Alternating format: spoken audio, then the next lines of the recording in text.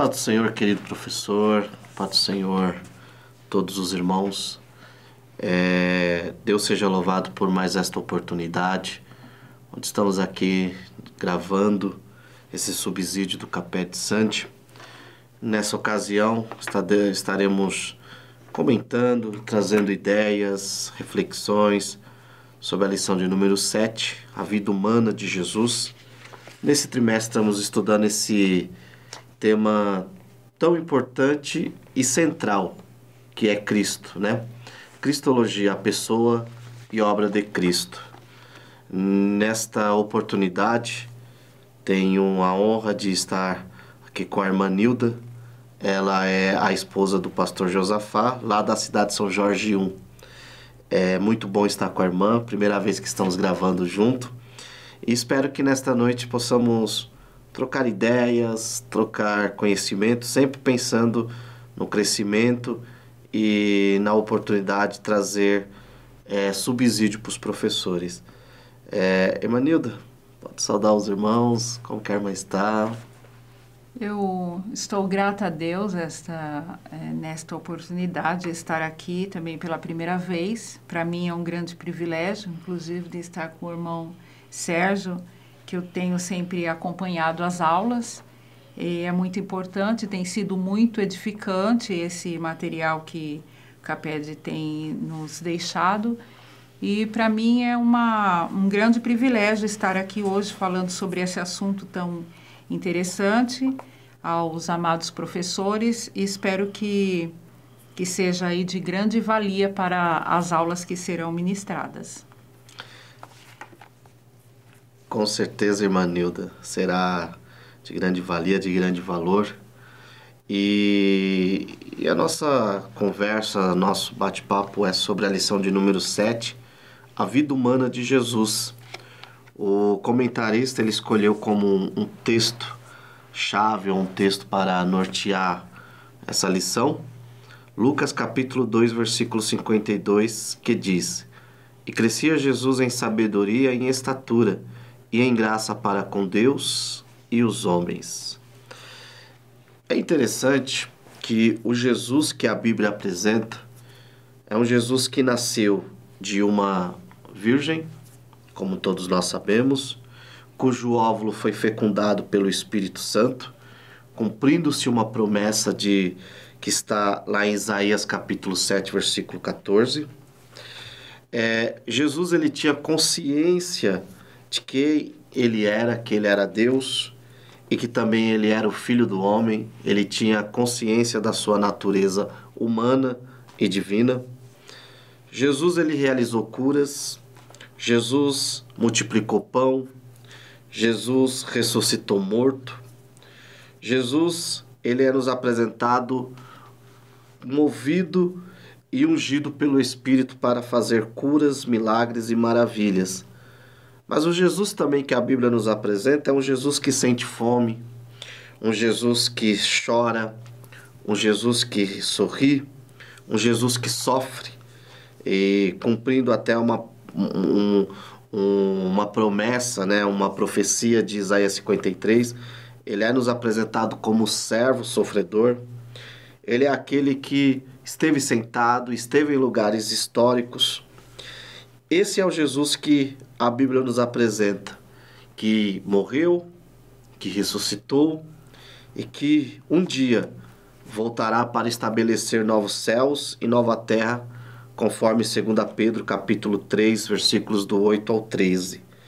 E tudo isso nos faz crer que Jesus foi histórico, Jesus foi uma pessoa, Jesus é o que o direito chama, ele teve uma pessoalidade, ele foi um humano. Porém, infelizmente, em algum momento ali na história, em torno do século XVIII, alguns homens mergulhados em sua pesquisa e mergulhados na sua capacidade intelectual e achando que possuíam, que encontraram fontes mais seguras do que a Bíblia, eles começam a duvidar da humanidade de Jesus, e aí aparece um termo novo, né, novo entre aspas, que é a busca pelo Jesus histórico. Bem verdade é que os pais da igreja, e antes do século XVIII, não se tinha uma discussão sobre se Jesus existiu ou não, o Jesus histórico. A discussão era outra, era sobre a sua divindade, em que momento ele entendeu que era o Filho de Deus, mas sobre a humanidade de Jesus é um assunto novo. Porém, nós como cristãos, né, irmã Nilda, nós temos como fonte de pesquisa principal, nós temos como base a Bíblia. E nesse momento eu queria escutar a irmã, neste primeiro momento, falando as suas primeiras considerações aí a respeito desse tema, o Jesus humano, a vida humana de Jesus. Eu gosto de pensar nesse Jesus como uma pessoa comum, né? Como nós. Aqui na introdução ele está falando disso que o senhor já falou, que foi tentado, nasceu, cresceu, teve um momento que ele morreu também. E Jesus teve uma vida social, interagia com as pessoas comuns, com as pessoas pecadoras. E nessa introdução eu já vejo algo assim de reflexão e de aprendizagem para nós. Porque apesar dele ser essa pessoa comum, que interagia com pessoas comuns também, pecadores, no entanto, ele não sofria nenhuma influência negativa. Ele foi homem, como a Bíblia diz, sem pecado. Mas ele não estava recluso, ele não ficava escondido. Não, ele interagia com todos.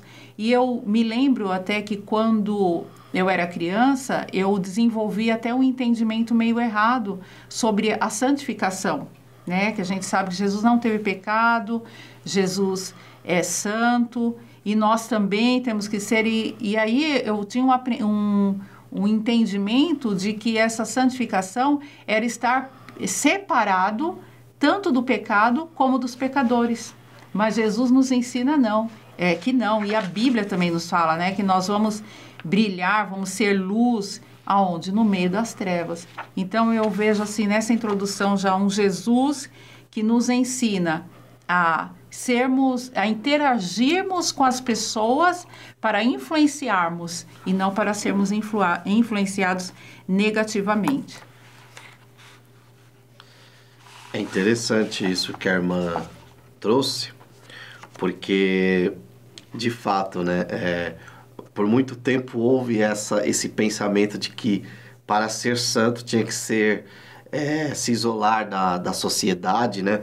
Inclusive surgiram muitos grupos até no próprio cristianismo primitivo que, não seguindo o exemplo de Jesus, acharam que se aproximariam mais da estatura de Cristo, ou do padrão que Deus queria, de uma santidade, né? Se isolando, né? Uhum. E Jesus não, ele foi totalmente na contramão de tudo isso, né? Ele comeu com pecadores, ele se interagiu com pessoas da elite judaica, né? Interagiu com pessoas simples ali da sociedade judaica, né? Então é muito interessante. Paulo, ele em Gálatas, capítulo 4, versículo 4 e 5, ele nos traz um dos primeiros pontos sobre essa questão da humanidade de Jesus, que diz: vindo, porém, à plenitude do tempo, Deus enviou seu Filho, nascido de mulher, nascido sob a lei, para resgatar os que estavam sob a lei, a fim de que recebêssemos a adoção de filhos. Esse texto, ele vai de encontro com o primeiro ponto, a primeira prova bíblica da humanidade de Jesus, que é a sua genealogia. Paulo aqui ele nos apresenta um Jesus nascendo dentro de um contexto, nascido de mulher.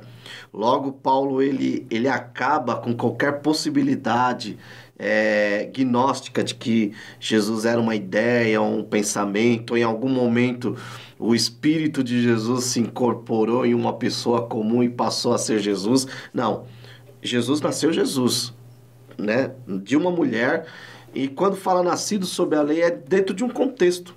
E eu queria escutar a irmã neste momento falando sobre esse ponto, o que é a genealogia, o que os costumes, os hábitos da época podem nos ensinar sobre a vida humana de Jesus?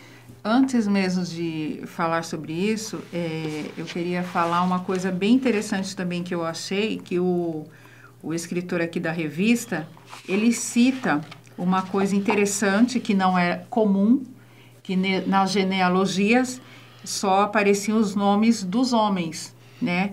E, no entanto, Mateus, ele menciona 5 mulheres em sua genealogia. E eu, assim, como mulher, eu vejo que essa citação das mulheres na genealogia de Jesus como algo singular. Eu creio que não foi por um acaso. Sim, né? sim. Inclusive, as mulheres citadas, todas elas têm uma vida marcante, todas eram comuns, algumas até mesmo eram incompreendidas ou consideradas indignas, né? Pelo homem, mas são essas mulheres que foram escolhidas por Deus para estar na descendência de Jesus e não por acaso, não é mesmo?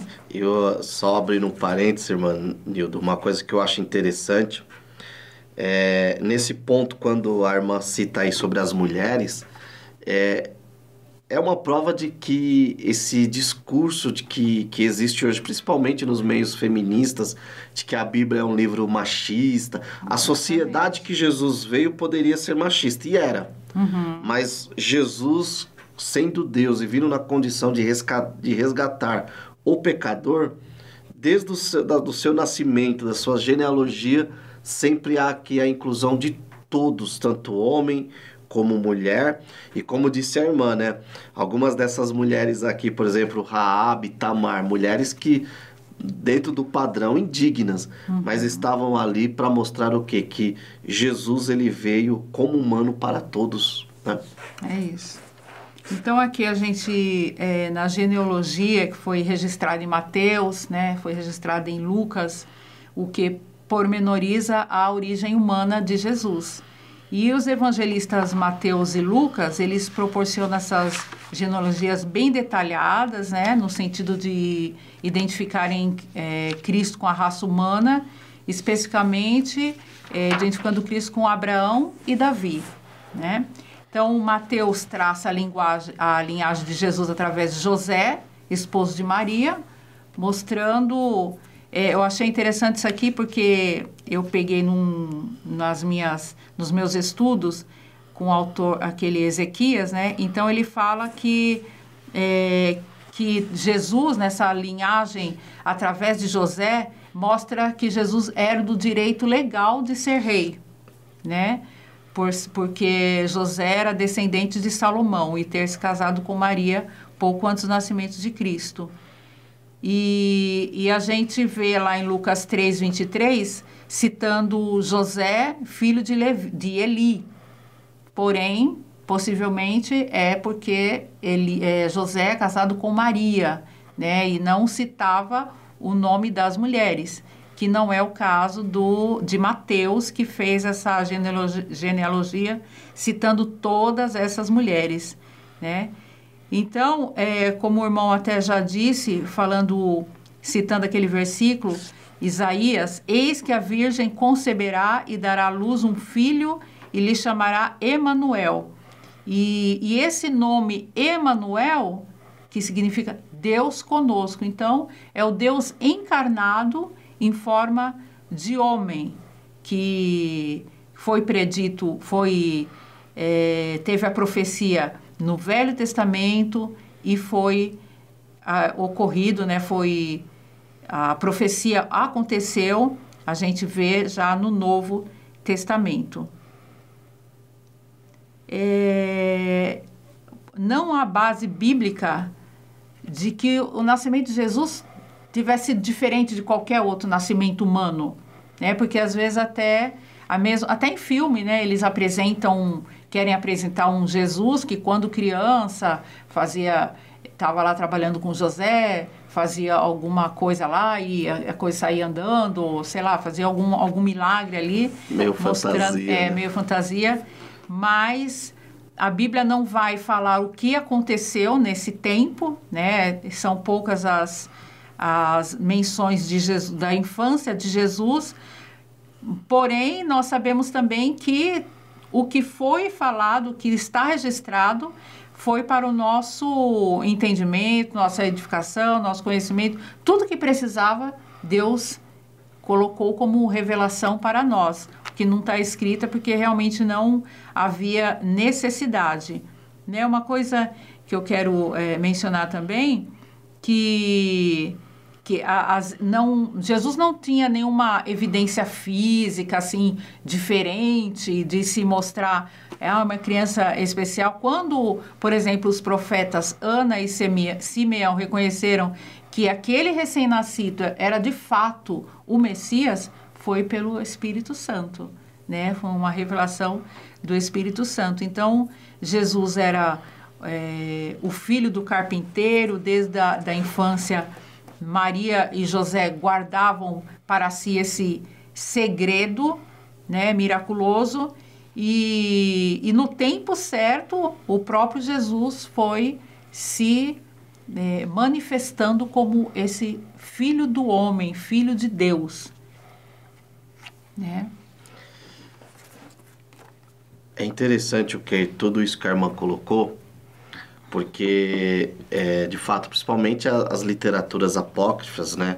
O Evangelho de Tomé mesmo é uma dessas literaturas, apresenta de forma fantasiosa ali Jesus brincando com as crianças, e em determinado momento ele pega faz um bonequinho de pássaro e aquele pássaro voa, né? Aquele pássaro de areia. E não foi isso, né? Eu sempre digo que Deus, na criação, já criou tudo pensando em Cristo. Quando, inclusive, o corpo de Adão, ele cria o corpo de Adão pensando no corpo que o seu filho assumiria.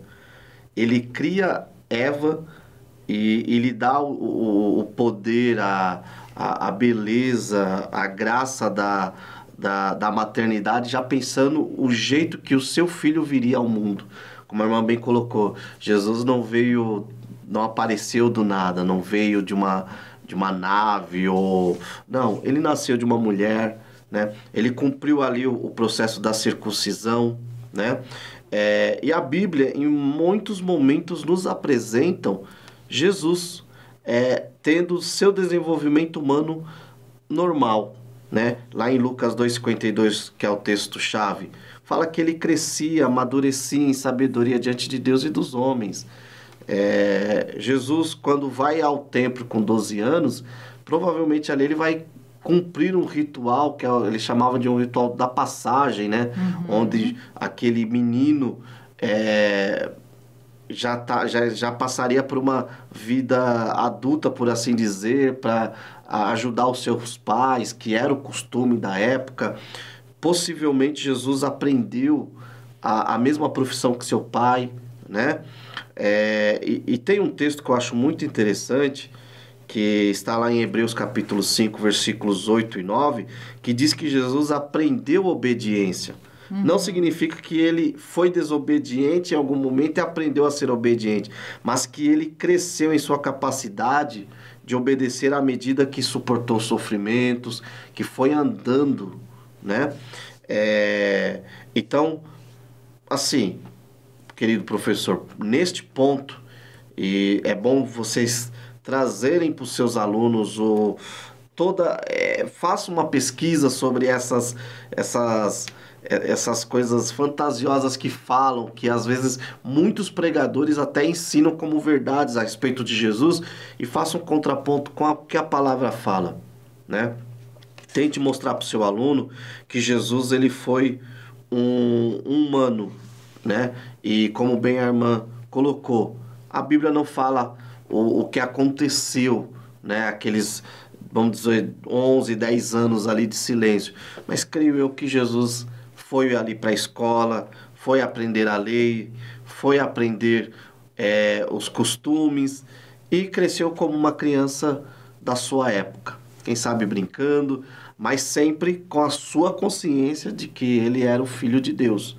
Isso é interessante. E é interessante também que, como criança, Jesus precisou de alguém para estar cuidando dele. Então, ele aprendeu a falar, né? Ele interagia ali com seus pais, Maria e José.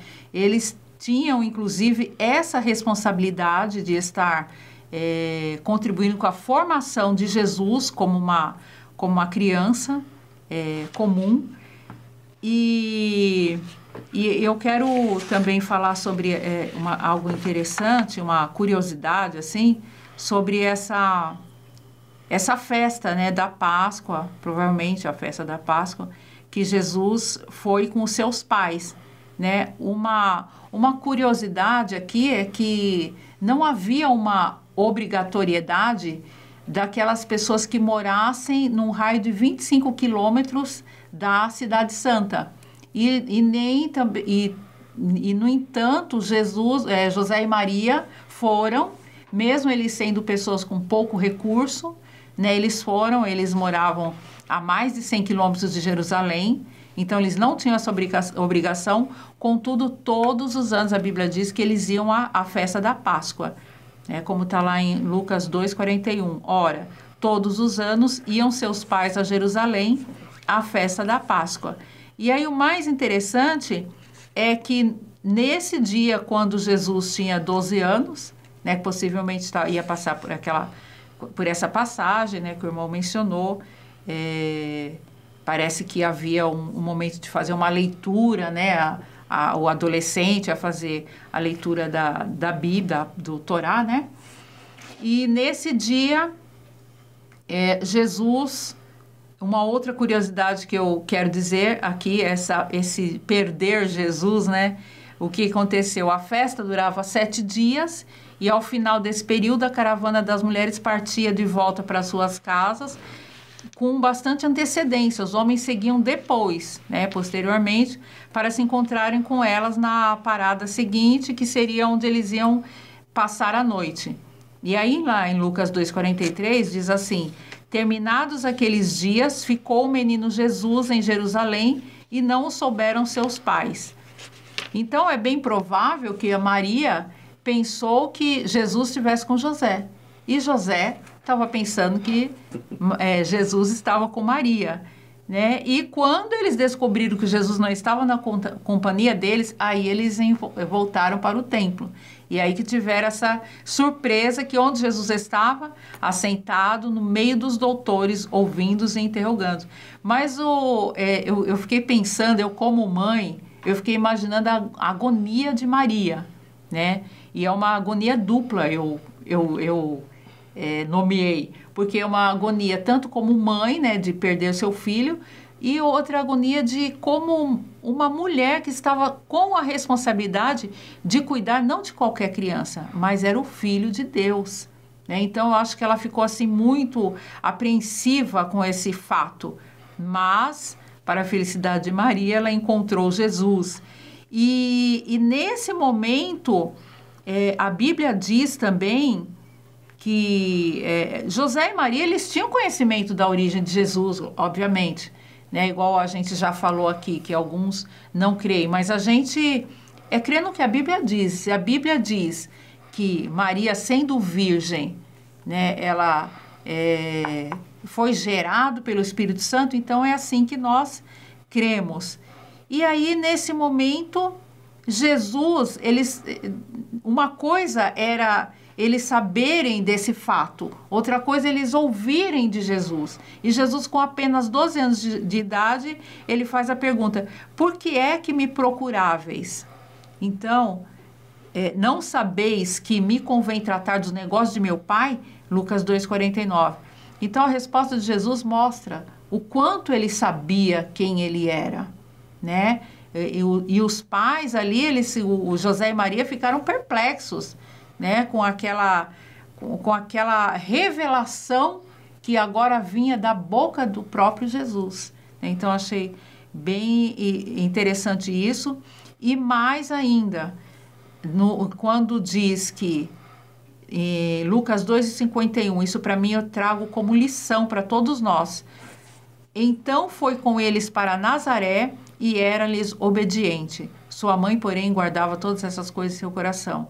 Então, essas palavras revelam o quê? Que muito cedo a manifestação da obediência ativa de Jesus e passiva à vontade de Deus, né, até o último momento. Então, ele era sabedor de sua origem divina, consciente da sua missão, mas nem por isso ele mudou o seu relacionamento com Maria, o seu relacionamento familiar com José, mas ele manteve a obediência no lar até o dia que ele havia de manifestar-se em Israel. O que a irmã colocou aí sobre Jesus obedecer e honrar os seus pais, vemos isso quando ele está ali na cruz, né? Próximo já de entregar seu espírito ao Pai, e ele olha e fala a João: eis aí tua mãe. Eu lembrei disso também. Ó, mulher, eis aí o teu filho. Ou seja, João, cuida dessa mulher, porque ela cuidou de mim, ela me amamentou, ela me ensinou a falar, ela fez parte do meu aprendizado em ser humano, né? Porque uma das coisas que uma vez eu li em um livro, que o autor dizia assim, que com seus pais, Jesus, ele aprendeu a ser um ser humano, né? E cai em tudo isso que a irmã falou. São provas do Jesus histórico, né? Então, essa busca que nós vemos aí muitos autores, né? O próprio Herman Samuel, o Eric Paulus, o Friedrich Bauer, né? O Ernest Renan e muitos outros, o Strauss. É uma busca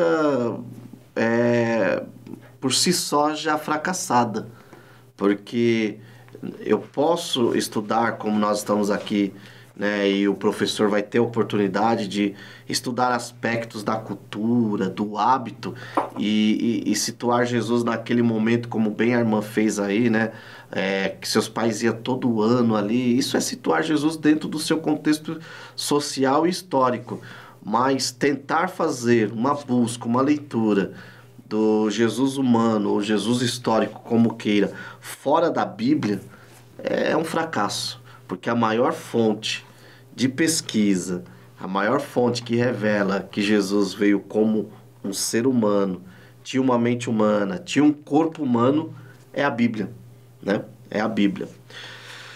Indo para o nosso segundo ponto aqui, vai falar sobre a tricotomia de Jesus, né? O seu aspecto físico, que já cai muito do que falamos, seu aspecto emocional, espiritual, né?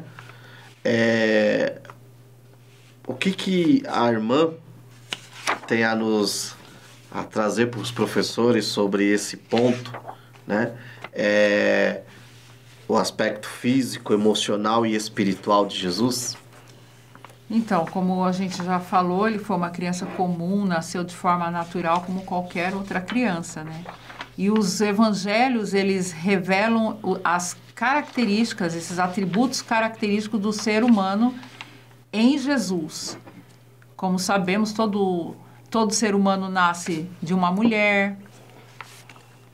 E Jesus, o que a Bíblia nos revela? Que ele foi crescendo gradativamente, né? Tanto em estatura, em sabedoria, a Bíblia diz, né? Menciona. E a gente vê todos esses aspectos que Jesus se entristeceu, Jesus se cansou, Jesus se fadigava, ele experimentou tudo que nós experimentamos, Jesus experimentou. Ele nasceu de uma mulher, embora pela ação do Espírito Santo. O seu parto foi normal, como de qualquer ser humano. Ele cresceu em sabedoria, em estatura, como está lá em Lucas 2,52. Ele sentiu sono, sentiu fome, como está registrado lá depois dos dias que ele fez aquele jejum, né? E que Satanás foi tentá-lo. Então diz que Jesus sentiu fome, sentiu sede, cansaço, sofreu, chorou, sentiu angústia, teve tristeza, teve alegria e teve uma vida social. Ele foi à festa. E o que eu acho interessante também de tudo isso, falando do aspecto emocional, como Jesus reagia diante das situações, das circunstâncias, né? Ele próprio disse que ele era manso, né? A Bíblia diz, vinde a mim todos que estáis cansados e oprimidos, aprendei de mim que sou manso e humilde de coração. Então, Jesus realmente ele era manso, ele era humilde, mas ele não era passivo, de um temperamento assim que não ia falar nada, né? Ia ficar quietinho. Não, quando era necessário, ele falava energicamente, com autoridade, mas ele era equilibrado. Haja vista quando ele chega lá no templo, chutando tudo, chamando os fariseus de hipócrita, ali Jesus ficou bravo. Exatamente. Então, ele demonstrava que ele tinha a reação no momento certo. Mas naqueles momentos que era necessário ele agir sem falar nada, ele também ficava sem falar nada. Ou seja, ele não se desestruturava diante das circunstâncias adversas ou não tomava forma daquele momento. Reagia de acordo com o que era necessário reagir. E o que eu tomo por lição também, é o que diz a Bíblia também, que em tempo de angústia, ele nos deu o exemplo. O maior exemplo de Jesus para nós, que diz lá em Hebreus, durante os seus dias de vida na terra, Jesus ofereceu orações e súplicas em alta voz, com lágrimas, àquele que o podia salvar da morte, que é o que a gente vai falar também no próximo tópico. Mas o que eu quero enfatizar nesse momento é que em tempos de angústia, ele fazia o quê? Ia buscar em quem poderia o auxiliar. E muitas vezes nós não temos isso como exemplo. Eu fico pensando assim, é interessante que Jesus, sendo Deus, né, ele necessitava de um reforço, ele precisava ir em busca disso. E muitas vezes a gente vai nas vias incorretas, procuramos recursos que não vão nos trazer aquilo que realmente nós precisamos. Então, tudo isso é de ensinamento para nós e nos prova o quanto Jesus, enfatizando aqui o tema da lição, né? O quanto Jesus realmente era homem, 100% Deus, como nós sempre dizemos, né? E ainda dentro do assunto do corpo, irmã Nilda, um dos pontos, uma das provas da humanidade e desse Jesus histórico, né, por assim dizer, foi a sua morte. Uhum. Porque um dos pontos que principalmente a teologia liberal ela vai bater muito forte, e até pensamento sobre isso, é de que morreu um homem em Jerusalém qualquer, e aí um grupo de pessoas vai e fala que ele ressuscitou, né? Até o Bultmann não crê numa ressurreição como nós cremos, né? Que Jesus tenha ressuscitado em corpo, e aí é uma das coisas principais e que torna o cristianismo diferente. Jesus, ele vive como humano, ele morre como humano, né? Porque para se parecer conosco, e lá em Hebreus fala que ao homem está destinado a morrer. Jesus tinha que morrer. Uhum. Né? Se Jesus vem e continua aqui, não passa pela morte, a sua humanidade entraria em xeque. Vamos dizer assim, que o diabo poderia olhar para Deus e falar, você manda um representante que não cumpre um dos principais requisitos aí do homem, que é morrer. Só que ele morre e ressuscita também em corpo. E está hoje à direita do Pai em corpo, né? Isso é maravilhoso. Então, o Deus homem, né? Como a Escritura de Lucas sempre apresenta, está lá hoje à destra do Pai, intercedendo por nós, né? Jesus sofreu, né? O texto que a irmã leu de Hebreus, eu acho muito bonito, porque ele fala que Jesus, nos dias da sua angústia, clamou para aquele que podia livrá-lo da morte, e foi ouvido, foi atendido. Aí você fala, tá, mas como assim ele foi ouvido se ele morreu? é que Jesus, ele sabendo o tamanho do sofrimento que ele passaria, ele tinha medo de não chegar vivo até a cruz. Ele sabia que como Cordeiro de Deus, ele tinha que chegar vivo até a cruz. E Deus o respondeu, porque ele passou aquela sessão de crueldade ali na mão dos romanos, no próprio sinédrio judaico, e ele chega ali vivo, e na cruz ele entrega o seu espírito ao Pai, e o Pai o ressuscita ao terceiro dia em corpo, né? A ponto de os discípulos acharem que era um fantasma, e ele fala, não, toca aqui, ó. Agora vocês creem que sou eu? Ele come novamente, né, com os discípulos, porque um espírito não come. E ele mesmo fala isso, né? Vejam como prova. Um espírito não come, eu estou aqui comendo. Estou comendo. Só que um outro ponto, uma outra prova do aspecto e da humanidade de Jesus é o seu aspecto emocional, né? Ou seja, Jesus também tinha uma alma.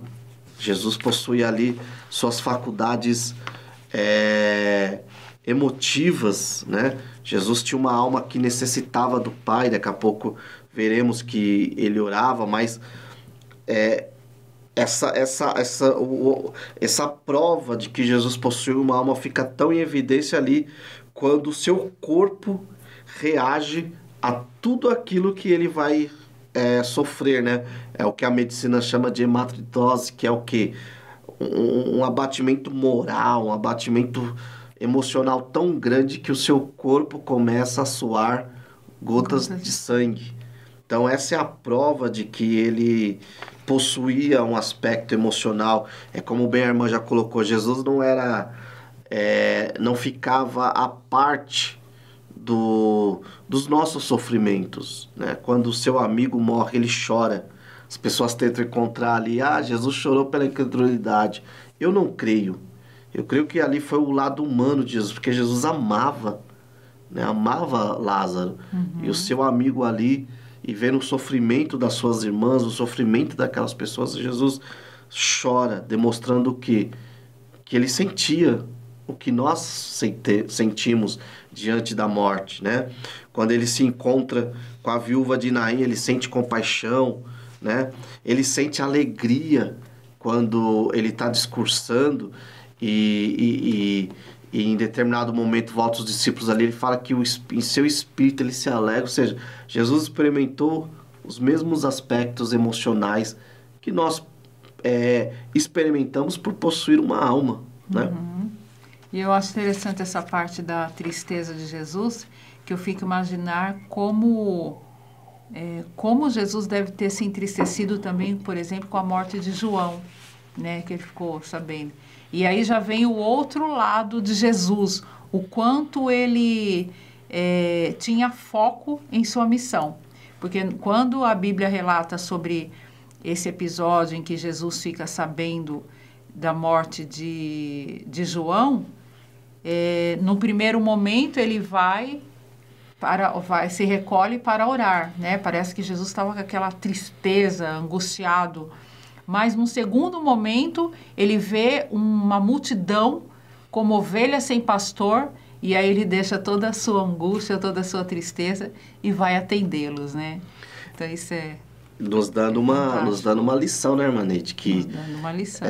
Não podemos, como seres humanos, vamos nos entristecer, teremos os nossos dias de glória, os nossos dias de luto, os nossos dias de dificuldade. Você talvez, professor, esteja escutando essa videoaula, preparando a sua aula, mas está passando por um momento de dificuldade. Mas como bem colocou a irmã Neide, irmã Nilda, você tem um Jesus que, como humano, passou por vários momentos, perdeu amigos, porque João Batista, além de primo, era um amigo, né, de Jesus, alguém que o batizou, alguém que primeiro preparou o caminho. E Jesus ali com certeza vai, se isola, ora. Eu acho que como homem ali, o Pai o revigora e ele fala, opa, agora é a minha hora, né? Esse Jesus também ele tem os seus aspectos espirituais, ou seja, Jesus, ele, como um bom judeu, ele tinha as suas práticas, né, de disciplinas espirituais, né? Regularmente Jesus orava, e orava com paixão, né? Marcos 14:36, Lucas 10:21, Hebreus 5:7 mostram Jesus orando com paixão, não é aquela oração morta, né? Não, Jesus que orava com intensidade. Oração só por rotina, né? Exato. Não. E tem uma coisa que eu acho interessante, em Lucas 4:16 nós vemos um Jesus que vai à sinagoga adorar nos cultos, né? Então nós vemos que Jesus ele tinha a prática de ir também na sinagoga, com frequência ele participava dos cultos da sua época. Vemos em um Jesus que praticava a memorização e a leitura das escrituras, né? Um Jesus que, como bem a irmã colocou, tinha os seus momentos ali a sós para orar, né? Nós vemos um Jesus que, por mais que pareça que não, mas Jesus, ele observa o sábado também. Ele é um judeu. Ele não coloca o sábado acima da misericórdia e da graça, mas ele observa, mostrando, está em Lucas 4:16, mostrando que ele estava antenado ao seu tempo. Vemos um Jesus obedecendo às leis cerimoniais do Antigo Testamento, quando em João 8 ele sobe ali para a festa dos tabernáculos, né? Enfim, Jesus tinha suas práticas espirituais também, né, Mani? E essas práticas também sociais e tanto espirituais como dentro da religião também foi algo que ele vivenciou enquanto criança, né? Sim. Com certeza, Maria, José fizeram como a Bíblia mostrava, como a Bíblia ensinava lá em Deuteronômio, por exemplo, tenho marcado aqui, não sei se eu vou achar, mas que falava que era para ensinar em todo o tempo, né? A criança ao levantar, ao se deitar, e com certeza eles tinham essa prática que também serve para nós como com os nossos filhos, né? Que imagine o Jesus dando essa importância apenas enquanto adulto. Não, ele foi ensinado desde lá, de criança, essa prática de orar, essa prática de ler a Bíblia, essa prática de estar na sinagoga para adorar. Então, assim também nós devemos ensinar para os nossos filhos, né? Ler a Bíblia com eles, orar com eles, estar com eles dentro da igreja para adorar a Deus. E Jesus tinha essa prática, né? Jesus cresceu assim, e enquanto adulto, ele demonstrou para nós a necessidade de orar sempre. Ora, se Jesus, sendo Deus, ele tinha uma prática de orar sempre, né? Então, que dirá nós? Como temos essa necessidade de estarmos em tudo, nessa comunicação diária com Deus, nesse relacionamento diário com Deus. Então, temos essa necessidade, temos o exemplo de Jesus, que não apenas em momentos de dificuldade, mas em termos uma vida realmente, uma vida de oração, que é intensidade, que é relacionamento, que é intimidade com Deus. E Jesus nos mostrou isso. E aí, ele ensinou também aos discípulos, né, como o irmão colocou aqui, ele ensinou aos discípulos a orar. Ele orava por coisas comuns, orou pelas crianças, orava para que os milagres acontecessem, orou no Getsêmani.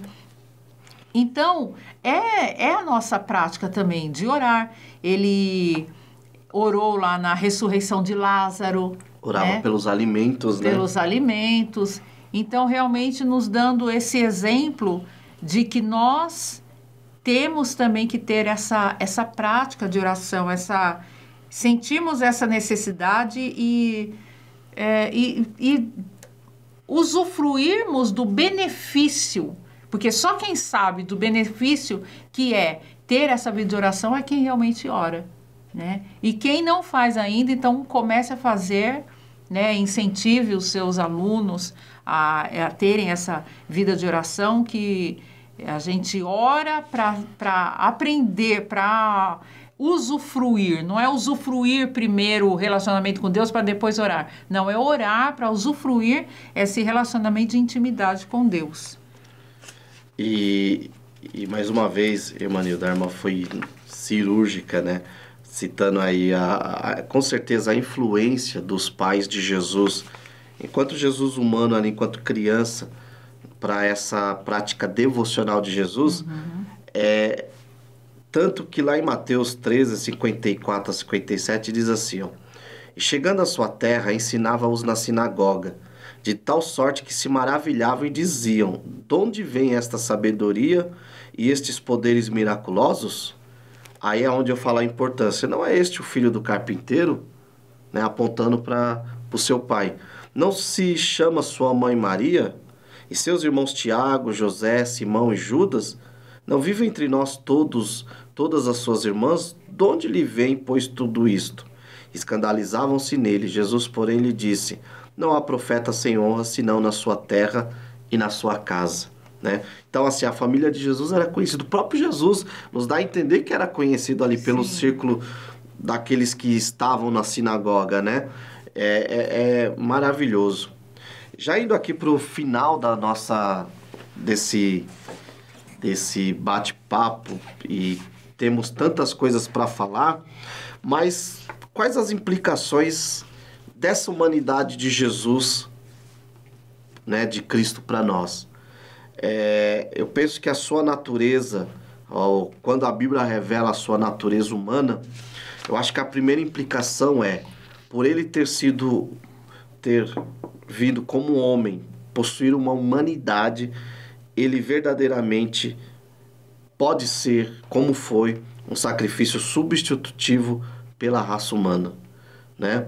Lá em Hebreus 2,17 diz, por isso mesmo, convinha que em todas as coisas se tornasse semelhante aos irmãos, para ser misericordioso e fiel sumo sacerdote nas coisas referentes a Deus e para fazer propiciação pelos pecados do povo. Ou seja, um homem morreu na cruz quando Jesus morreu, e a sua morte verdadeiramente é a expiação pelo pecado desses seres humanos, de cuja natureza ele participou. Se tem uma coisa que o diabo não pode acusar a Deus, é de que foi injusto. Porque o próprio Jesus, quando ele exclama, Deus meu, por que me desamparaste? Porque ali ele estava como homem, em toda a sua plenitude. Ali ele estava plenamente homem. Não tinha o espírito. Deus Pai lhe dá alguns momentos de alívio quando Cirineu o ajuda a chegar até o Calvário, né? Mas ali ele enfrentou como homem, né? Eu acho que essa é a primeira implicação. A outra implicação é o vislumbre de como seríamos se Adão e Eva não tivessem pecado. Porque Jesus, ele foi tentado, né, como Adão e Eva foram tentados em tudo. Penso eu, Irmanilda, que as tentações de Jesus foram até piores. Também né? penso. Mas não que ele não pudesse suportar como homem, mas ele não sucumbe, ele não se prostra diante da tentação, e ele vive um humano santo, um humano perfeito. É um vislumbre de como nós seremos na eternidade. O corpo incorruptível, aquele plano primeiro de Deus cumprido em Jesus, e Jesus ele dá aos seus irmãos, no caso nós, aos seus semelhantes, né, essa graça também de ser participante desse corpo incorruptível que assumiremos na glória, né? Havia essa necessidade, né, de Jesus passar por tudo isso. Não tinha como ele não ser homem. Ele tinha que vir aqui como homem para que nós nos tornássemos... O Filho do Homem se tornou homem para que nós nos tornássemos filhos de Deus. Maravilhoso. Né? É muito maravilhoso isso. E eu acho que, como conclusão, assim, como eu tiro para nós... enfatizando também esse Hebreus a seguir, né? O irmão falou de Hebreus 2,17. E o 18 porque tendo em vista o que ele mesmo sofreu quando é tentado, ele é capaz de socorrer aqueles que também estão sendo tentados. Então, isso é algo de grande preciosidade para nós, sabermos que nós temos limitação, não somos como Jesus, né? Somos como Adão e Eva, né? Cedemos às tentações, mas quando temos esse compromisso com Deus, Ele é capaz, sim, o Jesus que veio aqui e sentiu tudo isso, Ele é capaz de nos socorrer quando também estamos sendo tentados. Graças a Deus por essa... Estamos chegando ao final, né, dessa gravação, dessa videoaula. Agradeço a Deus pela vida da irmã Nilda, foi muito bom gravar com a irmã. A irmã trouxe comentários, pensamentos aí, com certeza serão de grande valia aí para os professores.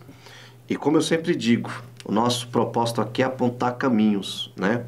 Então, querido professor, você tem aí vários pontos a pesquisar. A irmã Nilda nos trouxe aqui um ponto sobre a cultura, sobre a infância, a importância dos pais de Jesus, né? Você pode também se aprofundar nessa discussão do Jesus histórico que aconteceu ali, começou no século XVIII, né? E teve o seu ápice ali na teologia liberal, né? E acima de tudo, você tem a oportunidade de usar a palavra de Deus para mostrar ao seu aluno que, como disse bem a irmã Nilda, que está sendo tentado, seu aluno que está passando por provação, de que ele tem um sumo sacerdote, alguém que neste momento é capaz de entendê-lo, porque se fez carne, aprendeu conosco, viveu aqui conosco e hoje está lá à destra do Pai intercedendo por nós. O desejo do meu coração, creio também que é o desejo do coração da irmã Nilda, é que Deus possa enriquecer a sua aula e que você seja muito abençoado e que Deus possa te abençoar em nome de Jesus. Amém.